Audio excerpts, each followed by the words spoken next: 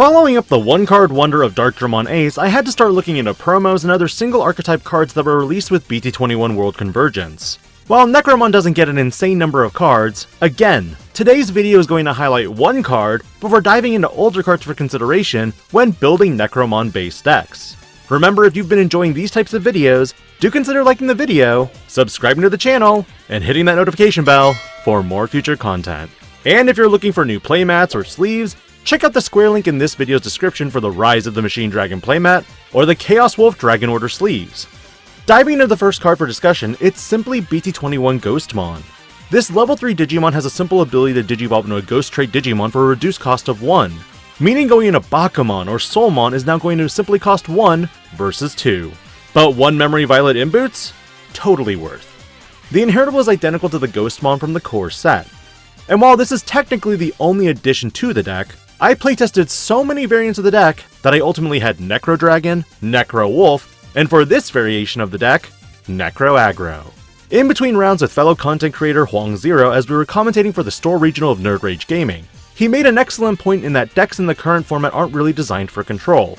Instead, we should be looking at outputting maximum damage as much as possible and finding ways to close out games. While I didn't find necessary success in Necro Dragon or Necro Wolf, I do think it's important to have the discussion and logic of how I arrived to the conclusion of today's deck profile in this video. In many ways, Necro Wolf and Necro Dragon have similar bottom ends overall, with top ends that basically do the same thing. Starting with Necro Wolf, this variation of the deck looked at using metalphantomon Ace as a secondary top end in order to steal turns with memory with the assumption that after executing, you'd more than likely not retain turn and simply have a level 5 Digimon in play. Should your opponent attack, you could theoretically have them at a low enough memory count that you could steal back the turn, and additionally metalphantomon Ace could deal with Digimon on board even if it was of the lowest level. Because of this line of thought, I ran your typical consistency cards like Wisdom Training in order to find the metalphantomon. But overall, I wasn't a fan of it. With the Necro Dragon, this was looking more so at the consistency of the Necromon decks as a whole. While true you have plenty of Ghost Digimon in the lower category and could go full Ghost line in the level 3s, your middle and top end still needed some work. While other characters in the Liberator webcomic have multiple full lines available, the next test was whether I could cross 2 Liberator characters together in order to make it work. Even with Omnimon X, this Liberator trait card has provided some additional power for Medusomon decks. So in my mind, could I utilize other Liberator cards like Punkmon or even Heavy Metal Dramon Ace? In the grand scheme of things, this variation could sometimes go off, and other times be way too slow.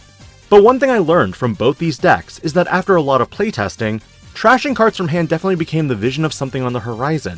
This is where I started looking at purple cards that had a secondary effect when they were trashed from the hand. In Necro Dragon's case, Nidhoggmon was one source I wanted to consider, mainly because when the card is trashed, you gain memory. Memory efficiency has long become a commodity in purple decks, but was this the possible solution? In regards to Necro Wolf's case, I tinkered with variations with Underworld's Call and Pummel Whack. Both when trashed from the hand by an effect allows you to draw another card, but what was honestly the pick here? Underworld's Call does cost 1 additional memory, but it does let you play 1 purple level 4 or lower Digimon card from your trash without paying its cost, meaning you could even play your level 3 Ghostmons and do a search. Pummel Whack could be potential removal for not just Floodgates, but because of its cheaper cost, you're more likely to choke your opponent off at 1 or 2 memory, and then refund once your stack is deleted via Execute. Overall, I found Pummel Whack to be extremely effective, and although Underworld's Call can net me a body on board, if my opponent has set up a Floodgate, it's something I can't deal with while it's their turn.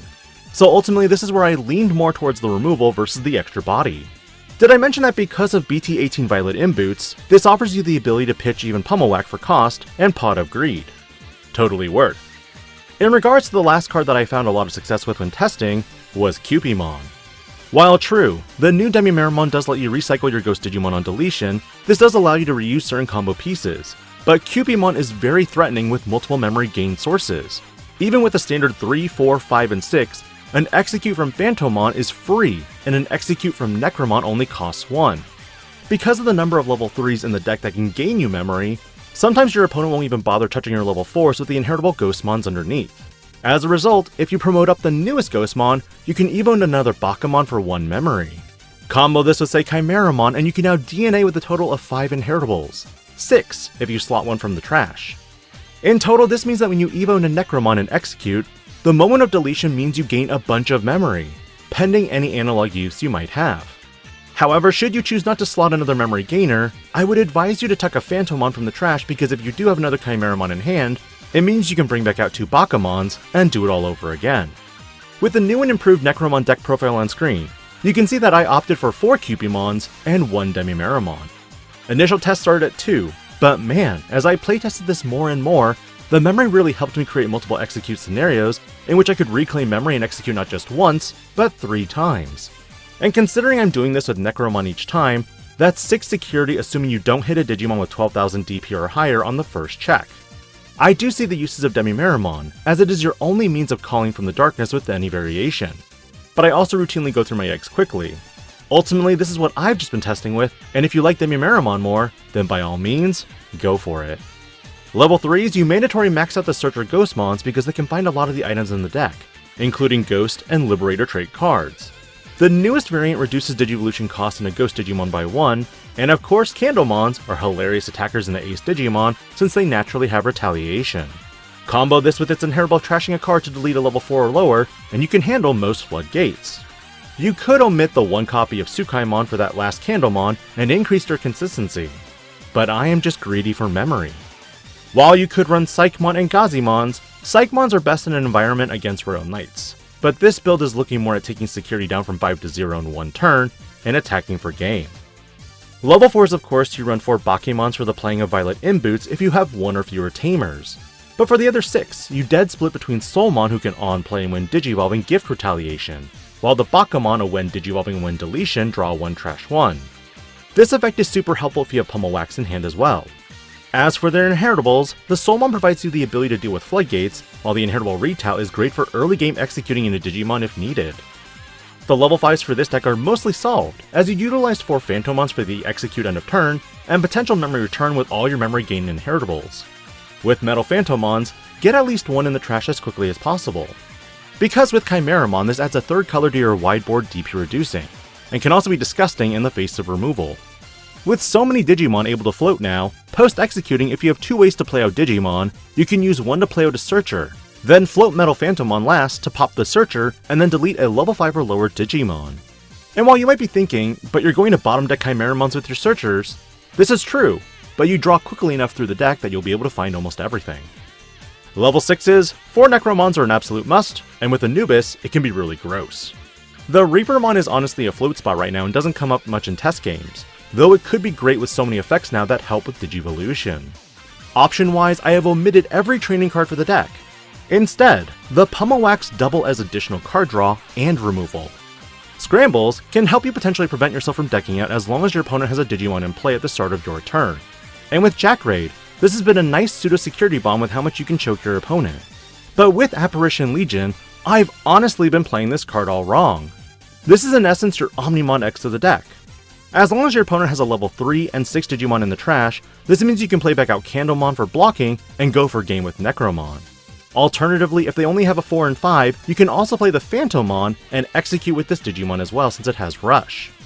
Keep in mind that this card has been errated to not be up to 9, but must be exactly 9. So your opponent must have Digimon in the trash. But as for why I run 2 of these cards, it's important to see at least 1 of them. As for Tamers, you have Memory Fixer Violets who can put you to 3 memory and also pitch a Ghost or option card for a card draw. Remember with Pummel Whack, this could be the Pot of Greed for that +1 instead. But with the newer Violet, you can do a lot of crazy things with this deck, because with a Phantomon and Necromon stack, you can play back out any of your Ghostmons, trigger Violet to free Evo to level 4, then drop Metalphantomon to delete that newly evolved level 4 to delete a level 5 for another memory gain. And of course, 3 copies of Analog Youth. Some might argue 4, but I found 3 to currently be the sweet spot and one of the most reliable ways to fill your trash with ghosts, while also potentially finding and nabbing Kimeramon. In test games, this deck has performed beyond my expectations, taking large chunks of security at a time and wiping boards even with floats in play. But the biggest thing that I could not have expected was gaining not just 3 memory under suboptimal conditions, but 8 to 9 memory on a single stack deletion with Execute.